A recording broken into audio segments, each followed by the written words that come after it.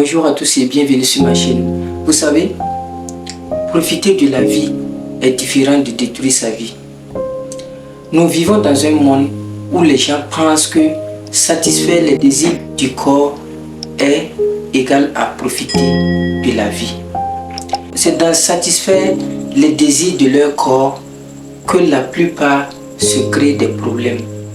Et 90% de nos problèmes viennent de nous-mêmes.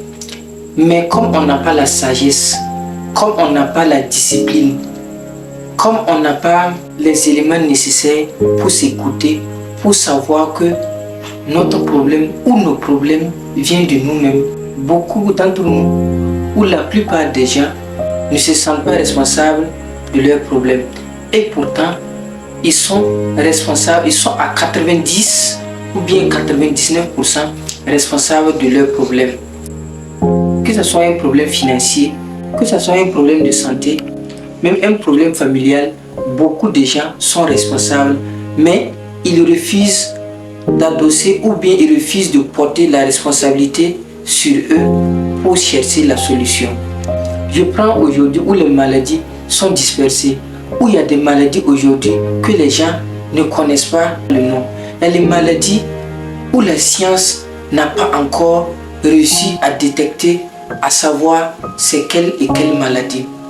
Et on a tendance à penser que ce sont des maladies spirituelles, que ce sont des maladies mystiques. Et la plupart des gens ne savent pas que c'est par leur indiscipline que certains problèmes ou certaines maladies les arrivent. Je prends un exemple. Quelqu'un, à chaque fois, il se bourre le ventre. Il n'essaie pas de faire de l'effort physique pour essayer de faire battre son cœur pour éliminer certaines toxines ou bien pour éliminer certaines choses que l'organisme n'a pas besoin. À long terme, tu vas voir que cette personne-là a tendance à avoir des problèmes de santé. Même côté réflexion, la personne aura des difficultés à bien réfléchir sainement. Et cette personne va vouloir mettre la responsabilité à quelqu'un d'autre. Que c'est la faute à mes parents, que c'est la faute à mes amis, que c'est la faute à telle personne et telle personne. Et la personne a oublié que ce qu'il consomme comme nourriture n'est pas bien pour l'organisme. Souvent l'organisme nous donne des signaux. Et nous, on a tendance à croire que c'est quelque chose qui vient de l'extérieur. Non. Souvent quand vous voyez que votre corps ou bien votre cœur est en train de vibrer, c'est un signal qui vous montre que vous avez consommé quelque chose qui n'est pas bien avec l'organisme. Donc l'organisme nous donne des signaux que c'est un corps étranger qui est rentré. Et on a tendance à ne pas écouter l'organisme parce qu'on n'a pas la sagesse nécessaire pour écouter l'organisme. On n'a pas la sagesse nécessaire pour s'écouter nous-mêmes. Ça veut dire qu'en réalité, nous-mêmes, on ne se connaît pas d'abord.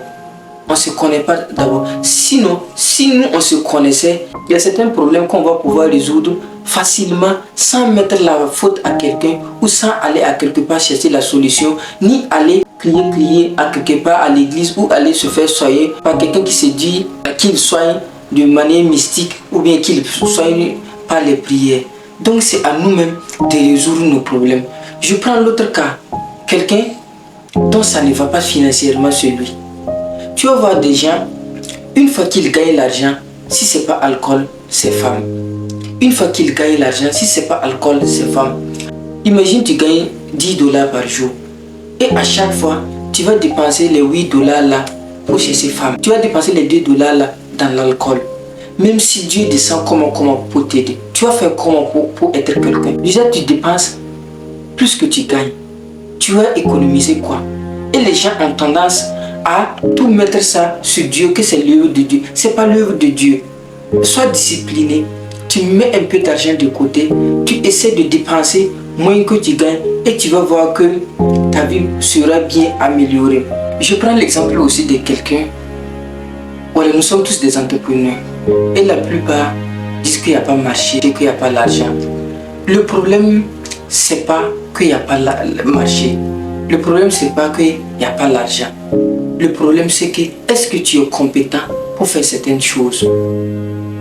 Est-ce que tu es discipliné pour pouvoir contrôler tes émotions, pour discuter certains marchés?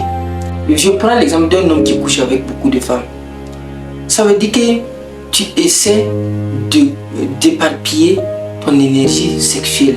Tu essaies d'éparpiller ton énergie sexuelle. Ça veut dire que dans le monde invisible, ceux que tes anges gardiens même sont déboussolés. Ils ne savent pas qui ou bien qui doit prendre soin de toi. Parce que si tu couches avec une fille, tu laisses tes empreintes là-bas. Tu couches avec l'autre fille, tu laisses tes alliances là-bas. Donc, tu es en train d'éparpiller tes alliances.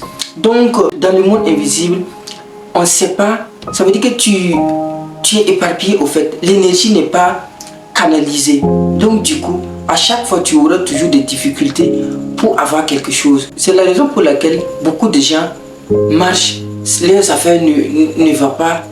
Ça veut dire qu'ils ne réfléchissent pas d'eux-mêmes.